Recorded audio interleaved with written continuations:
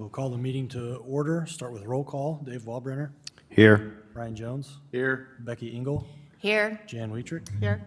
Jeremy and Christina are both absent tonight. Next item, adoption of agenda and declaration of quorum. Motion to adopt, Jones.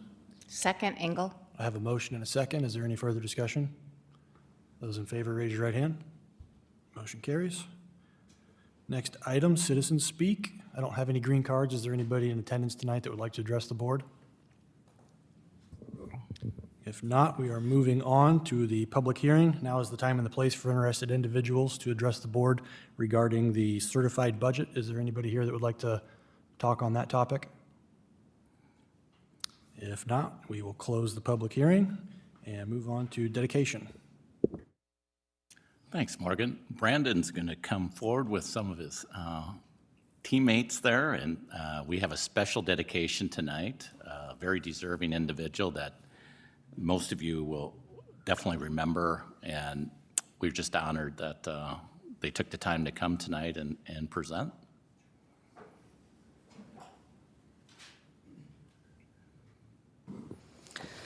Thanks, Mike. Yeah, so I just want to set the table a little bit. Obviously, to run, the events that we run, and Scott knows all about this, it takes a pretty great deal of people to help make it happen. Craig is one of those people that helps us out with scoreboard operating and things like that for games. So, we really appreciate him and all the time that these folks put into that work. And so tonight, we just want to talk about a dedication that we'd like to do for Bev Hamilton. So Bev was Craig's mom, who passed in January of 22.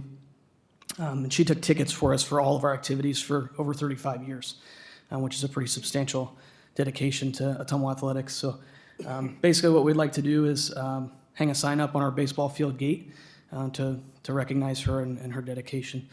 Allison's here with us tonight. Allison kind of sketched out what they want it to look like. And so you want to talk about that, or you want to share with them? I just kind of made up a sketch of how many years she did it and what it was. Just read it.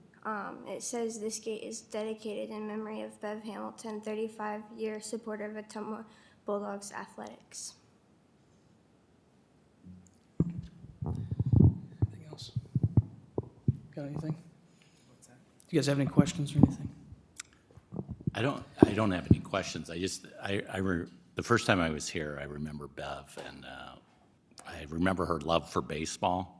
So I just think it's a very fitting tribute to recognize Bev, because, like you mentioned, the amount of years that she gave to our district and her love of baseball too. So I'm really glad that you came up with the idea, and I think it's very well deserved. And I had the privilege of having Bev working as an associate in my room when I was teaching, and always enjoyed her, and then would see her at whatever sporting event it seemed like that I would go to.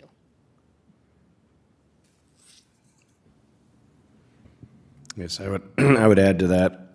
It seemed like every sport, I know baseball's where this is going, but football or taking money down for the meals, A-club football games. And Craig, thank you for all of what you do as well.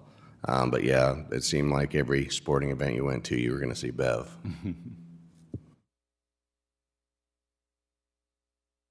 Well, we really appreciate, and you have to send us pictures so I can share with the board when you get it up and so forth. And but thanks again for the idea and coming tonight too.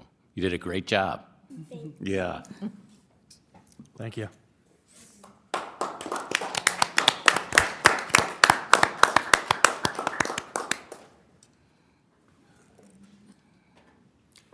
Next item is the consent agenda. Motion to adopt, Jones. Second. I have a motion and a second. Is there any further discussion? Those in favor, raise your right hand. Motion carries. Next item, board priority, student achievement. We have a few action items here, first being the elementary literacy curriculum implementation and next steps. Thanks, Morgan. Maria, along with a group of educators, are going to join us here, and we're really excited to share with the board next steps for our literacy curriculum, and they're going to share those steps and then also open it up for questions if the board has any.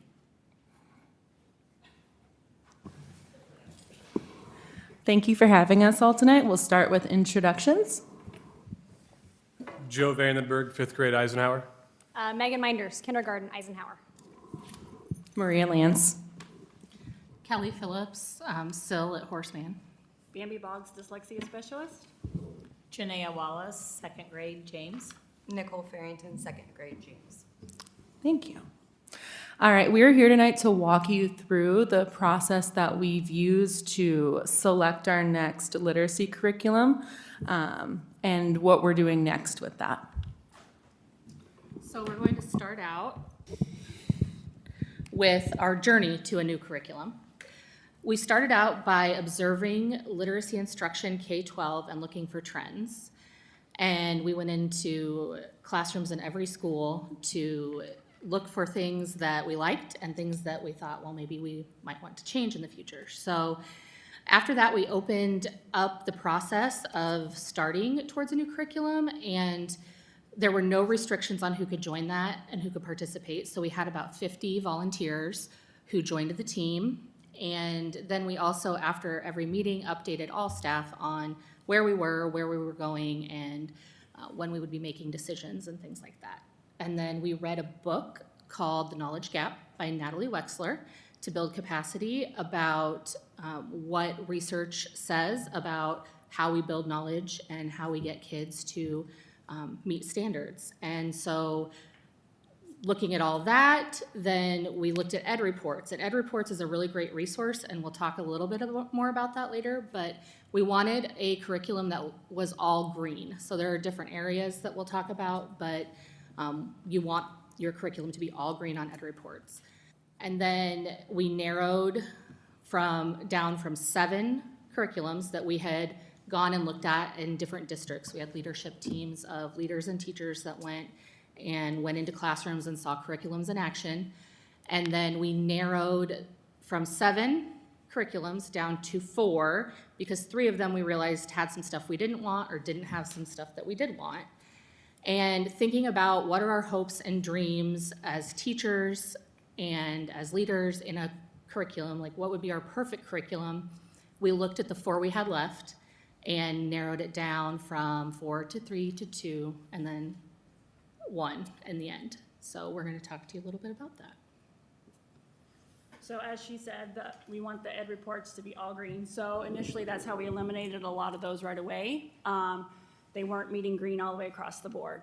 So with the goal of finding the most comprehensive program that incorporated the science of reading pedagogy of the approaches as well as the rigor of the standards, we started with all the green. Yeah, and just a little more on Ed Reports. It's a team of teachers across the country that comes together and rates curriculums. Our current curriculums are not in that all green category, and we knew if we wanted the very best for our kids, we had to start there as a non-negotiable.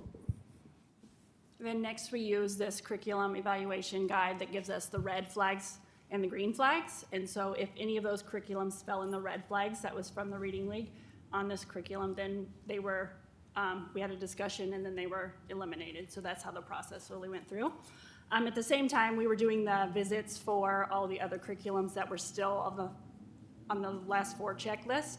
And so in November, we went and seen 2 of those curriculums, and then again in December, a whole team of them went and seen 2 more. And then in January, we seen the last 2. Well, one was Zoom, because it was their first year of implementation in Pella. So we had to do a Zoom meeting with that one. So the curriculum that we chose as a team is Core Knowledge Language Arts, or CKLA for short. So it is based in the science of reading, and it is dyslexia friendly, and it has a systemic phonemic awareness and phonics component to it, which was a must-have for us. It also has a knowledge building curriculum. So that means it goes into depth on topics across a grade level and then through multiple grade levels. And it's cross-curricular, so it incorporates social studies, science, art, all of that into literacy, and so you're meeting multiple standards at once. And it incorporates the major parts of literacy instruction together. So we've got reading, speaking, listening, and writing. And then it's also user-friendly and has structures for our EL students. So we are going to watch a little bit of a video that kind of tells you more about CKLA. This video is interesting because it, for those of us who've been for you guys who've been in the district and those of us like looking at our curriculums, the story they tell in the first 2 minutes, we're not gonna watch the whole thing, but is very similar to Ottumwa's story. And so it just really resonated with us and we think with our audience. The curriculums we had in place before we got CKLA were basically kind of scattered. I think we were just not meeting the needs of the kids. I think teachers felt frustrated within the classroom, always trying to supplement material. We also really thought it was important to have something that continued to spiral throughout the year. Instead of teaching things in isolation, it's teaching a lot of different concepts at the same time. And when we came across CKLA, it wasn't presented with a big sales pitch. You know, there weren't a lot of bells and whistles. It was just pretty straightforward. Here's a program that can address, foundational skills. It's got a content knowledge, and it's going to work for your EL students as well. I think the bottom line is, after all the years of seeing language arts programs that are very similar, this has been a huge change. Their support in helping us out in training our teachers and making sure that the curriculum was used appropriately was just second to none. I was really doubtful in the beginning. As a teacher, it was terrifying. I thought, how is this going to work? They say that it will. I can see that it might, but I'm not sure. I felt like we underestimated our kids. For just for a second? Amplify does hold a lot of rigor. Would we be able to get that volume up a little bit more, Landon, if possible? You guys might want to turn your microphones off. Oh, okay. This amounts of growth. They are reading things that typically we wouldn't be reading this early in the year. Very good. The sound is ow. Everyone say ow. The introduction of the sounds follows a very different sequence than any other program I've used in the past. The kids seem to be picking it up more quickly. Once a man went up. Major differences that I am seeing are the ability of my students to communicate to each other. Hello, fellow classmates. I'm up here today to talk about the invention of the clock. The inclusion of the knowledge piece is so important, and I think that's the one thing that we're really finding the payoff. Kids are reading about something and they're responding, and the responses that they're writing are, head and shoulders above where they were before.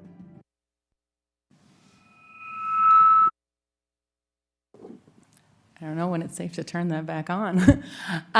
So I think back to the last time I was up here and we were sharing the literacy data from elementary, and Morgan, you asked the question about upper elementary and middle school and why we don't see as much growth that we do in our K2 classrooms. And really, we know that comprehension is all about having a background in knowledge and being able to apply that information. And so we needed a systemic curriculum where knowledge is built over time, and that is a huge part of the reason we went with CKLA. Let me go ahead. Okay. So understanding the complexities of this reading rope is really difficult for people to understand. So we used a picture that was pretty basic for you guys to understand. And so it's the essentials of how CKLA weaves these individual pieces together. So in kindergarten, first and second grade, they're each taught in separate blocks of strand. And in third through fifth, they start weaving together and scaffold away in time. Okay, so Joe and I are going to talk a little about our current work as a literacy curriculum group. So the first thing we did was align our essential standards. So as a grade level group, we looked at what were our previously selected grade level standards. We decided to review those and determine, are we keeping them? Are we changing them? Are there some we need to let go? Because when you think of an essential standard, those are things that teachers will assess or will teach, assess, and intervene on when students do not show mastery. So we did that first, and then we made some changes within that. We did a similar process for social studies and science, including those standards within our work. And then when we talk about determining tight or loose practices, that is really coming to an agreement on what are those practices, teaching practices, and materials that will stay, that are non-negotiables, and what needs to go in order for the district to implement our new curriculum with fidelity across the board. So I'll let Joe finish the rest of it. Yeah, so when it comes to the co-constructing what inclusion looks like, obviously that's a change to kind of what we're currently doing. And so being able to work as a district team and making decisions on what best practices need to look like inside our classrooms and what parts of CKLA are going to best fit what we're doing and how we're going to implement that in all of our classrooms. As we continue to work, we're going to take a look at what we can provide our classroom teachers in the upcoming months of professional development. One of the things that I think we learned from our math implementation was that we don't want to just throw this out there at last minute. We want to be able to provide our teachers in the classrooms with materials up front that are going to have them ready for classes in August. And then with that last part of ensuring we have a team of about 45 experts per grade level. With that, you know, that understanding of what best practice looks like and some deep understanding of what is happening in CKLA. That way, when there are questions that are happening, it's not just everything goes back to Maria. What's Maria say? It's here's what our team has decided on, that we can all work on this together. Okay, and this is where I'm really excited, as you could tell, because these are, so right now I'm piloting, I've done 2 units. I did a unit on presidents and American symbols, and we're currently doing a unit on farms. And when you look at this, you might not be as excited as I am, as I sit here and giggle about it, but my 5 and 6-year-olds are writing things and using vocabulary words that they have never used before. The first one there, if I can decode my kindergarten writing, it says, cows produce milk for their calves. That was a ton of vocabulary we had in one day of learning about cows. The other one over here on the side, it says baby cows are called calves and boys are called bulls. So my students are no longer struggling to come up with an idea for writing. They have that knowledge and they're applying it to their writing that day. And to see how their vocabulary and their oral language is improving over a short period of time that I've been doing, like just with a little piece of this. I don't even have the whole thing yet. I see so much excitement in my kids and myself when it comes to how we are learning now. I cannot wait to see where this takes us next year when we have it fully implemented. So this is what it looks like in kindergarten right now. There's another piece we'll share later, but I'm really enjoying what I'm seeing out of my 5 and 6-year-olds right now. And as for second grade teachers, we are just as excited as the kindergarten teacher. We did a quick, T-chart over our Civil War unit. And we dove into the Civil War thinking, is this going to be okay for 7 and 8-year-olds? And so at the end of the lesson, I said, okay, you're going to put Confederates at one side and Union on the other, and I want you to tell me about what you learned. And this was a student, and she is using words like abolish slavery, Ulysses Grant. And it's wonderful to see them using such words like that. And we really want them to build that knowledge, and we're hoping that you want us to continue to do that too. The one on the left is actually a student that went out on his own. We learned about a bunch of different people that fought for a cause at one point. He went out on his own and researched different people beyond what I'd been teaching because he was already interested in the content. He went off and went to different websites, and he wrote, this is actually a 4-page paper written by a 2nd grader, so a little 7, 8-year-old.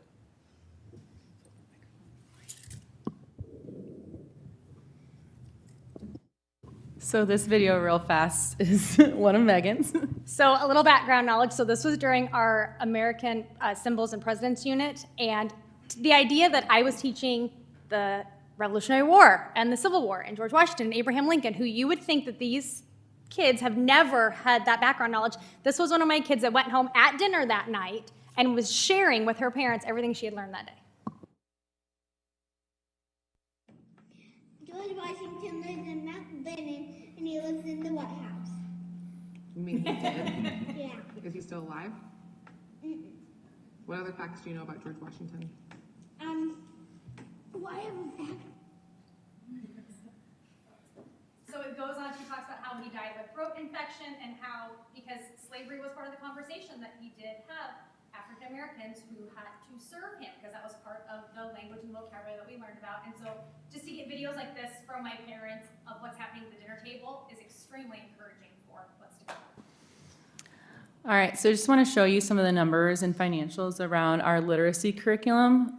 Elementary literacy curriculum is the most expensive curriculum that is out there because you're thinking like the purchase of actual textbooks and books in kids' hands to read and materials like that, as well as that online piece. And so previously, we purchased Journeys for just over $360,000, and we spent a total of $191,000 on really great reading over the years. We actually spend about almost $20,000 on really great reading every year in our general education curriculum budget. And so a lot of those things would be eliminated from our spending. There's some other pieces that we would eliminate. And so we're coming to you with this ask, also knowing that we're going to be getting rid of different things that we have been doing. Part of that too in our implementation work, one of the most important things that has to happen with implementation is de-implementation. And so our teams that have been mentioned are working really hard to look at what do we have right now that enhances this work, and what do we have that would take away or deter from success in this work. And so these decisions weren't just made lightly, they're made over really what's going to help level it up and supplement in a positive way and what's not. And we'd save about $129,000 a year in what we're going to nix from our literacy budget. And so the ask is for 6 years of our CKLA curriculum, which has all of the teacher materials listed there, all of our student materials, all of those hands-on phonics materials. And so for foundational literacy, the more hands-on you can be, where we can incorporate that sensory piece with like the oral language piece is really, really important. It comes with professional development and the actual purchasing of books. So lots of books in hands for kids in classrooms. So it's about $660,000 for 6 years. It came in lower than what we budgeted, but that's also allowing us, like preschool is interested in vetting CKLA for 4-year-olds, and also potentially at the middle school level, 6-8. It's a conversation that they're starting to have too, is this the next step in a vertical alignment pathway? Any questions? I think I just have one. So does this curriculum, does it line up easier or harder with our kids that have either 504s, IEPs, or our kids with or other languages?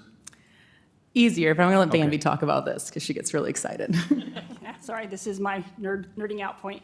As the district, we're pushing as much as we can for the dyslexia-friendly classroom, and this curriculum is top-notch when it comes to that. We will be doing lots of PDs. I say we because I got my partner in crime right here. We'll be doing lots of PDs and helping teachers on how to implement those pieces. So. Okay, thank you.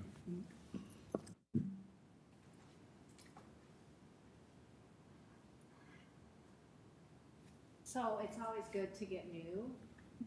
I worry about what happens to the old. I've seen too many times everything going in the trash can. And I hope we have a plan to distribute, you know, textbook, the Journeys books to the kids to take home to read, that kind of stuff.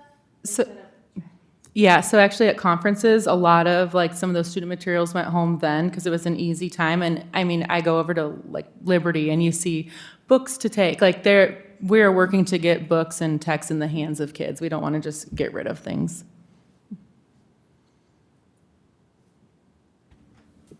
Any other questions? If not, this is an action item. We will need to take action tonight.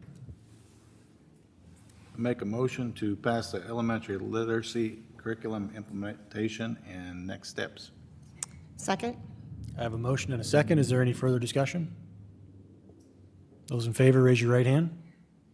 Motion carries. Thank you, everyone. Thank you.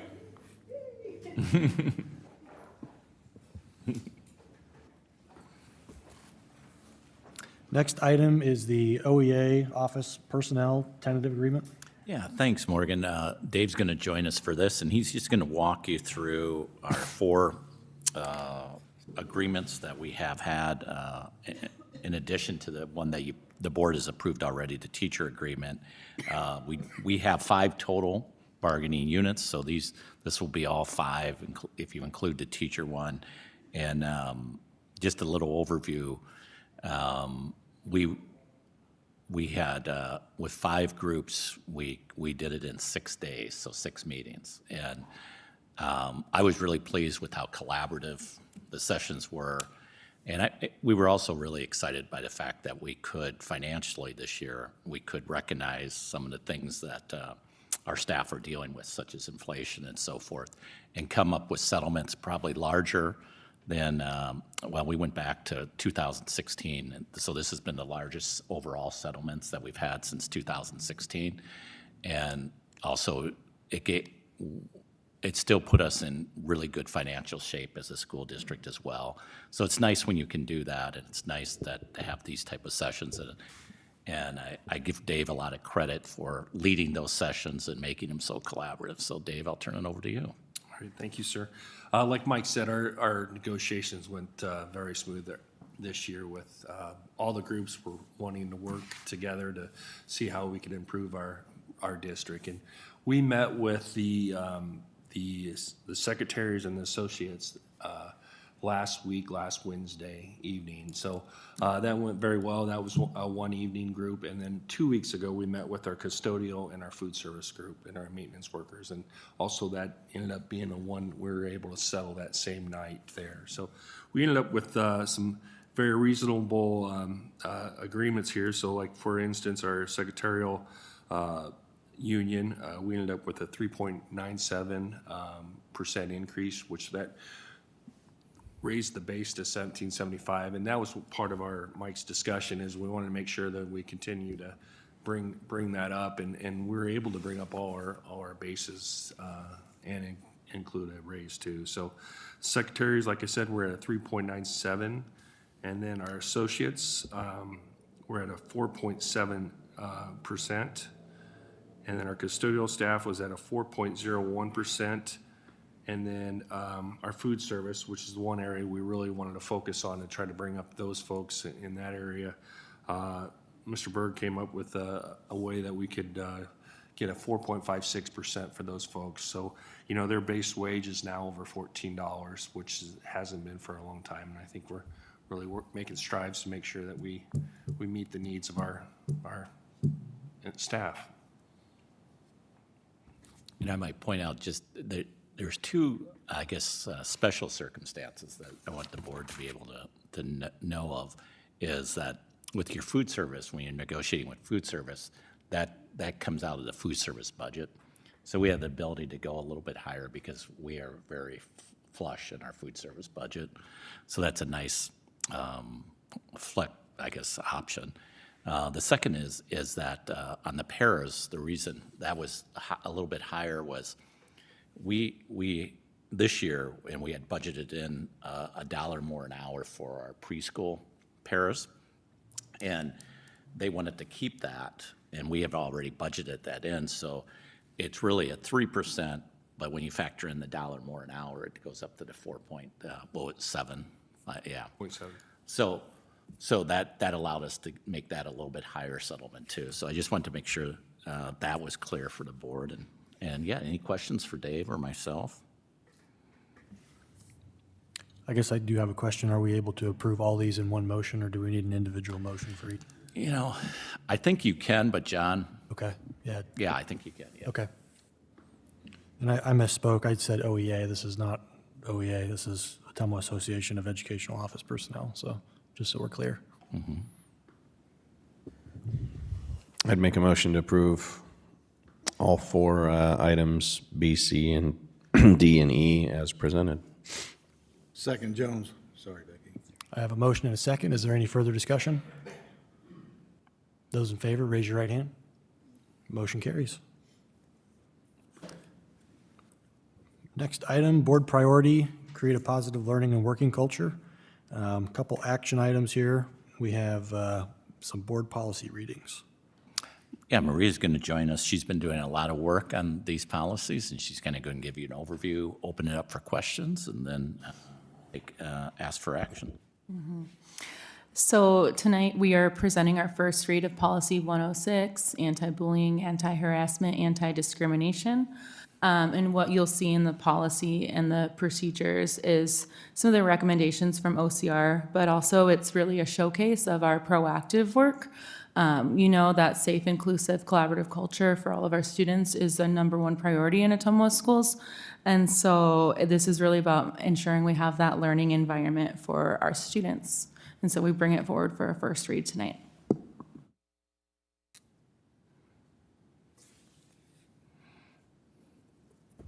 Any questions for Maria on the readings? If not, I'd be looking for a motion. Make a motion to pass the first reading 106. Second, Engel. I have a motion and a second. Is there any further discussion? Those in favor, raise your right hand. Motion carries. Thanks, Maria. Next item is an audit report. Yeah, John's going to join us for the audit report. He's also provided a hard copy for you. Don't be intimidated. He's not going to go through this all. He's going to summarize it. But I really had other plans. No, thank you. Just going to go through a couple points. I'm not going to go through and read the book. You can keep it if you'd like to review on your own, and if you have follow-up questions, feel free to let me know. But I'll start. I'm just going to go through a couple pages that you can highlight so you can either make notes or follow along. So the audit report is done every year. It's a statutory requirement. We're always happy to have an independent review of our financial statements, just to make sure we're doing things right and to help us guide us on new things as they come up. So page 5 is the start of the independent auditor report. They provides the report on our financial statements and lays out the responsibilities of each party during the audit.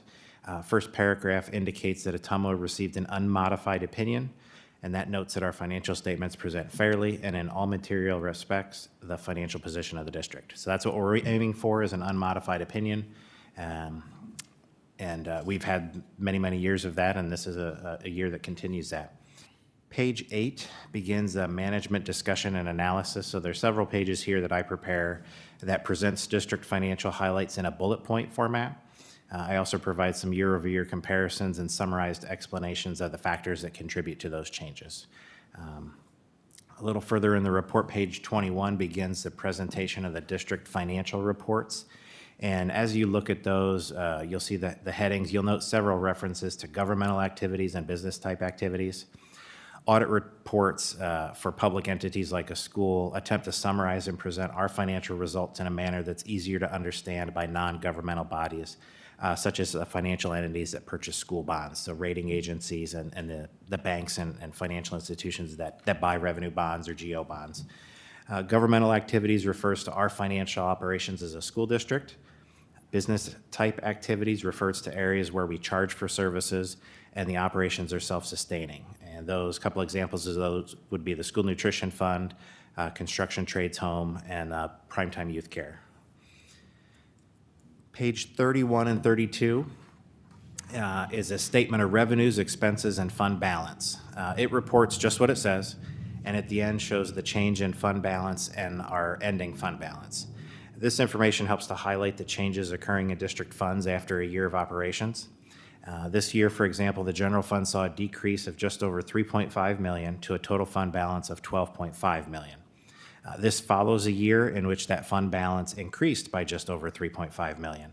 And the back and forth kind of highlights the infusion of one-time funds that were provided to schools during the pandemic. So we had a big influx of funds, ran a surplus for a year, and then put those funds to use, providing additional supports, and then it comes back down. So that $12.5 million is more in line with our expectations and historical track record. We're not a bank. We don't want to hold funds. We want to put them to use. Page 41, there'll be several pages there. It's the start of the notes to the financial statements. That's additional information on accounting policies that affect the audit and our financial statements, as well as additional data points to take into consideration when reviewing the reports. And there's quite a few on there, and just kind of provide some additional context to the reports and what's all in there. Page 69 begins a presentation of supplemental information and financial statements. So these will expand on financial information presented earlier in the report and review the data in different formats and summaries. So earlier in the report, they'll show governmental funds, and they'll kind of lump several funds together. Those supplemental reports break it down, so you'll see that it's actually the general fund and the capital projects fund, and just provide detail on a fund-by-fund basis. And then the final section of the audit report contains the auditor findings. With a budget of our size, we fully expect to receive some minor findings every year that can be used to improve our financial reporting. Findings are typically placed into one of three categories: noncompliance with provision of laws, regulations, contracts, and grant agreements; deficiencies of internal controls, which help management or employees prevent or detect and correct misstatements on a timely basis; and then other findings are related to statutory reporting, so things we have to report our budget by this date or amend it, those types of things. I'm happy to report that Ottumwa does not have any findings of noncompliance. These would be the most, I don't want to say anything severe, but they would be the ones that would require the most action, because we do have to comply with a lot of state and federal laws, and we didn't have any findings in that area. There were 2 findings on deficiencies of internal controls and 3 findings related to statutory reporting. Adjustments to correct these findings were possible before the final completion of our financial statements, so we make those corrections before this report comes out, so the information we're putting out there is accurate. And I'll briefly review our response and action plan to address each of them. I won't spend a lot of time on that, but there's a little summary of the findings. Action plan is also included in the board information, so you can review those later as well. The first finding they had is amounts of receivables were overstated in the district financial statement, and a portion of accrued salaries and benefits payable were recorded in the month paid instead of the month the expenses were incurred. So we run on a cash basis all throughout the year, and then for our audit and the closing, we have to go to accrual method, which means that if people worked in June, even though we paid them in July, we have to move it back and book it in June, so it stays in that fiscal year. We also do the same for receivables and payables, so if people owe us money as of June 30 and they don't pay us until July or August, we have to state as of June 30 we're owed this money. The one entry was we make entries to close the books, and then we zero them out after the first of the fiscal year. And one of those entries got posted to the wrong account. So it's the entry for accounts receivable got posted to accounts payable. So the net effect on the financial statements was 0. So we had too much in one account and too little in the other. So they zeroed each other out, but it was an error that they found, and we made that correction. But that's how it shows up as a finding. And the salary and benefits one was just like I said. We had wages people earned during the month of June, didn't get paid till July, and there was a payroll batch that got posted in July, and we didn't back it up. So they made the corrections for our financial reports, but they highlighted it in as a finding. So we're always happy to see those, and then we can find out how it happens and put procedures and kind of checks in place to make sure that we don't continue to do it. So just one more thing at that year-end checklist that we add to make sure we don't do it again. The next finding was from Emergency Connectivity Fund. So we received monies last year to buy computers. It was linked to one of the one-time monies that came up through the pandemic. And we omitted the revenues and the expenses from that grant from our financials because we didn't receive the money. The grant paid our vendors directly. So when we got a bill from the vendor, instead of it being $800,000, it was $100,000 because grant proceeds were just applied to it. We didn't have much guidance on how to record these, and there's another similar fund, E-rate, that we use that allows us to book it, not have to book the revenue and expense. We just pay the lesser bill from the vendor, and we went with that, and then found out later that they wanted us to record both sides of it. So it washes out. We receive additional revenue, and then we have an expense, and they just zero out. But we didn't have that on the statement, so they went ahead and added that as an adjustment and wrote the finding. So if we get any more monies from that fund, we'll know how to correct it, record it correctly in the future. And then the last one, or last couple here, are statutory. So expenditure categories in the certified budget, if we're expected to exceed what we set this time of year, so we're doing it for 23-24. If we expect to exceed that during the year, we have supposed to make an amendment, and we'll do that usually in May. And we've had, the last couple years, we've gone over in a couple of these categories because the pandemic funds. We've got a lot of different funds coming through, new revenue sources, and then we spend those revenue sources. And we didn't know that when we set the budget. We make our best guess amendment to try to say that we're going to receive this much in ESSER funds for these capital projects. And we got more revenue and we spent more money than we expected through the end of the year. So that's a statutory one that they put on there as a finding. So we continue to try to watch that. We'll have it again this year. It all kind of depends on how much money we spend on the Dalma project up through the end of the year. So it's kind of a guessing game. And sometimes we're over, sometimes we're under, but doesn't have any effect on expenses, tax rate, anything like that. It's just when we're spending the money, crossing over that fiscal year divide. And then there's a couple findings. We usually have these where we have a couple student errors in our count date. So when we do our student counts, we'll find out months later that this student actually was a resident here instead of there, or they took this concurrent enrollment course and we didn't have it registered. So we make corrections with there, and that's what that finding relates to. And we're always looking to try to improve that count process, but when you have over 5,000 students, I almost expect to see a couple there, but we get them corrected so they flow through and we get the funds right for the following year. And then the last one is that they put this in the findings every year. There's deficit net positions in the governmental activities and the Enterprise Youth Care Fund. And this is because we have to book a portion of the IPERS liability on our books, even though we're not the ones that pay it, it's a state. But because of that large liability that gets added, it shows those funds with a net deficit balance. There's currently not any correction we would make to adjust that, and I think every school district ends up with this comment, but it's there. So we note it. With that kind of goes over the findings and a basic review of the report. Are there any questions the board has? And I understand there's a lot there too, so if you come up with something later, feel free to reach out. This is pretty heavy, but do I have this understood correctly? Okay. It was a finding that we did not report money that we never got?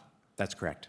Okay. Yeah, in the sense I of it. just want to make sure I heard that correctly. It's exactly right. We never receive the monies. They just send it to the vendor directly, and it's. And so in the future, we're supposed to say we received, say, 700,000 of a grant and applied it towards this bill that we never received. Yeah, it's a wash. Okay. It flows through, but I imagine when you look at our revenue, it would be $700,000 higher, but our expenses will be 7,000. exactly- Yeah, it's the exact same thing. So it nets out to zero, but it's just in the way it's reported. It seems like it would be harder for an auditor because we never got a check for that. We don't have There's a lot of receipt things. for that is deposited, and There's a lot of things with school government accounting that are harder than they should be. I and guess this if that's the one way of they them. want it, Yeah. it's like, am I understanding that correctly? That's exactly right. Okay.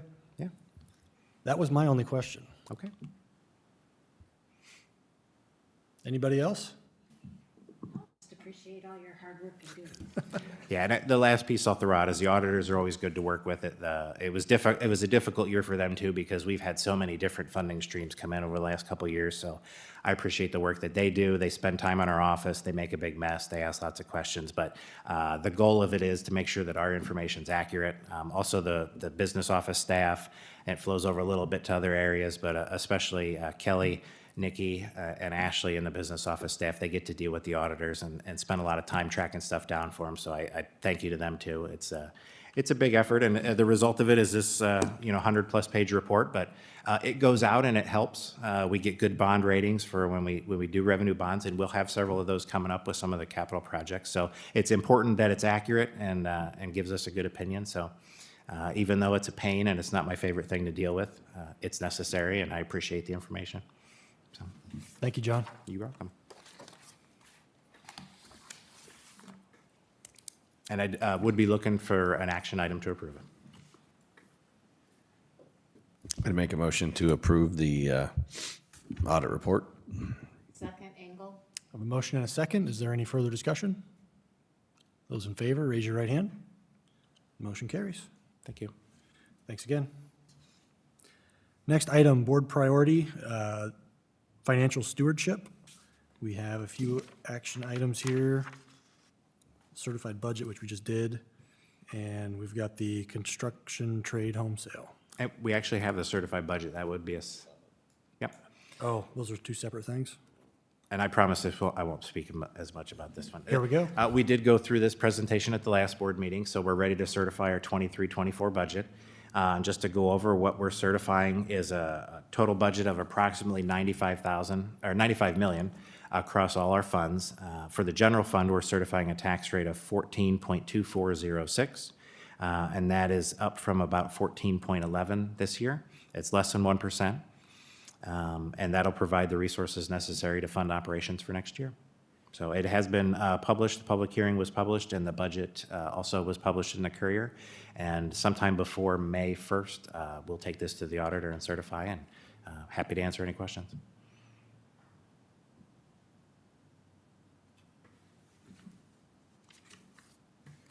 Looking for a motion. Make a motion to pass the 23-24 certified budget. Second. I have a motion and a second. Is there any further discussion? Those in favor, raise your right hand. Motion carries. Now, construction trade home sale. Yep. And I'll share this is just the construction trades home that is still under construction. We've got an accepted offer to sell that home. Sales price is $275,000.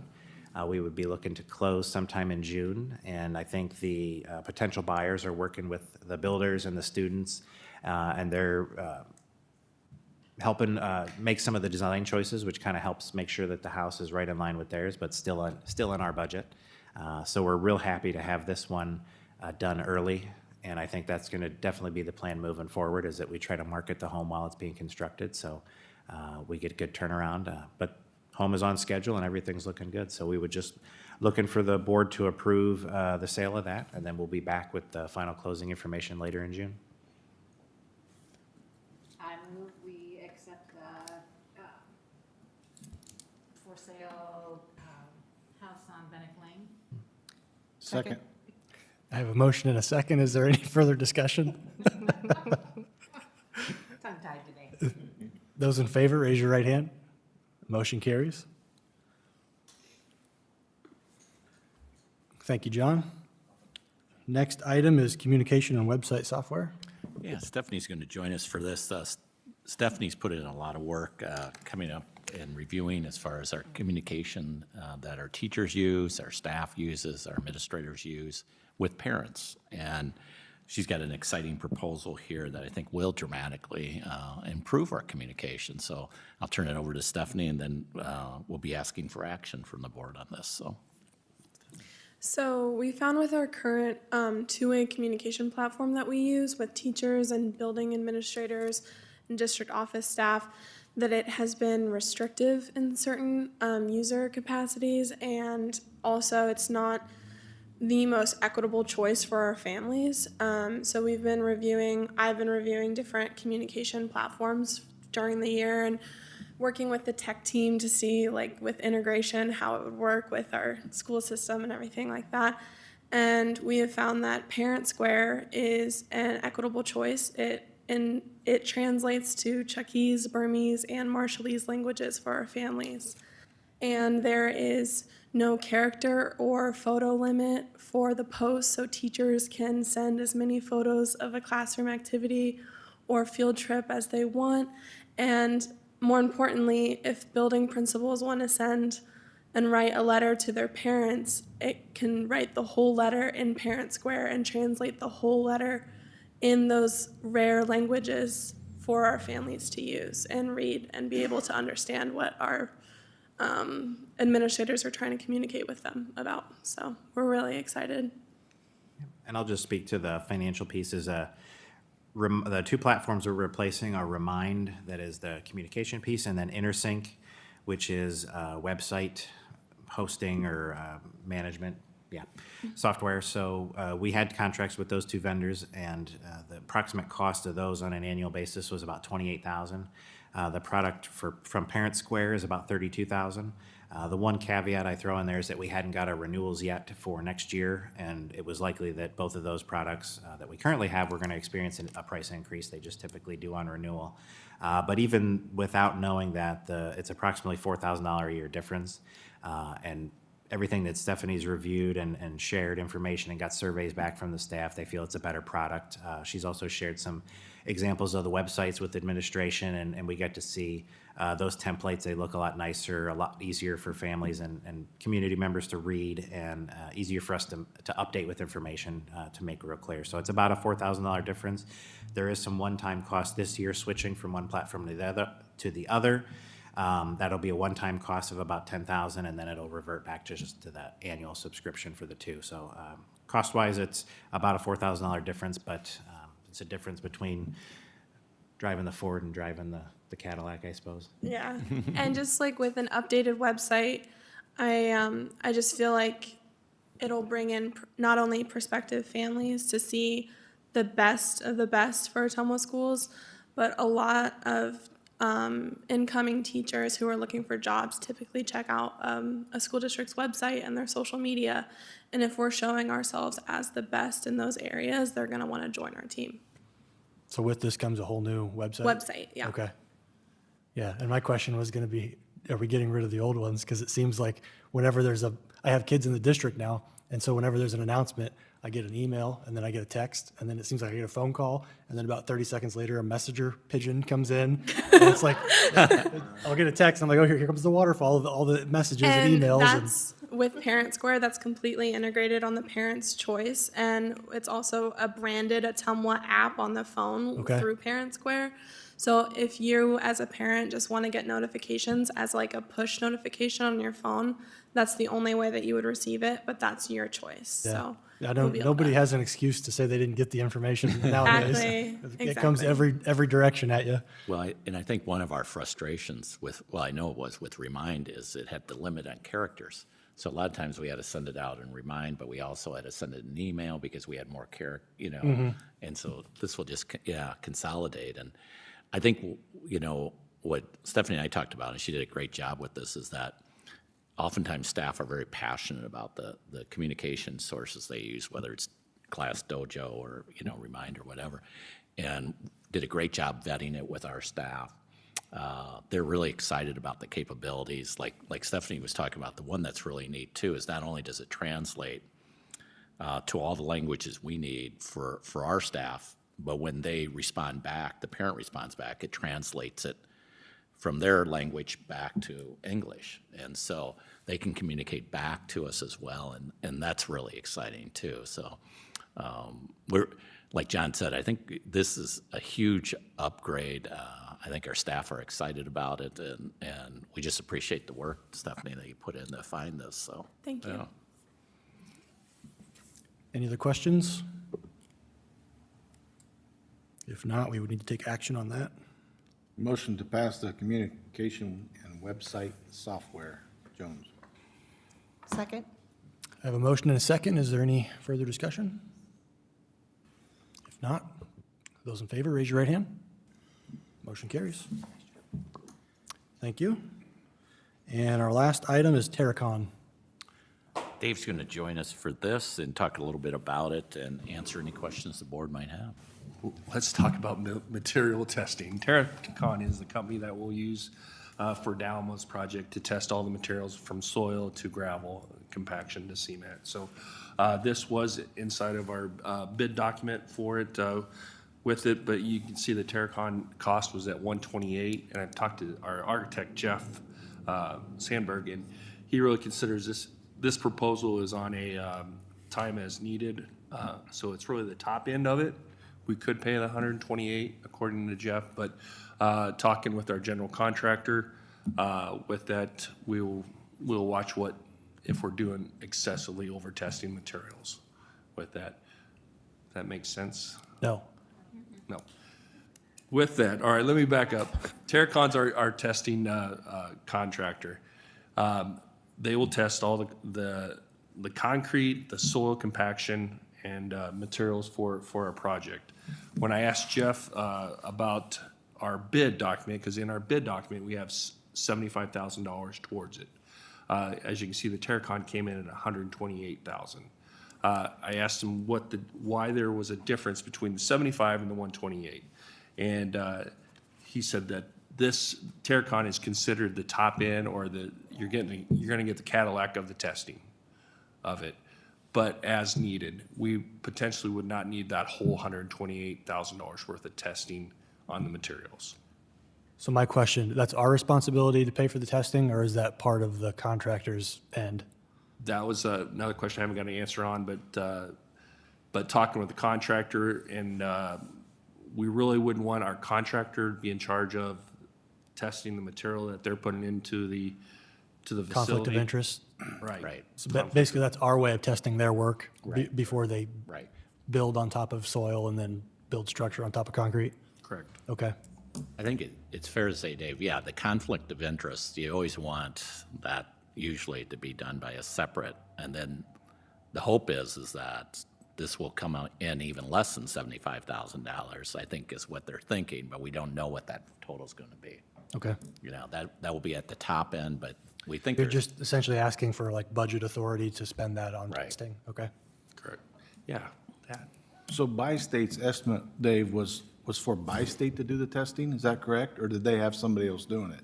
They would contract with someone to, They was gonna have somebody else do it, right? Yeah. But we're choosing to have Terracom, which I've worked around Terracom on many jobs. They're very, very good at what they do.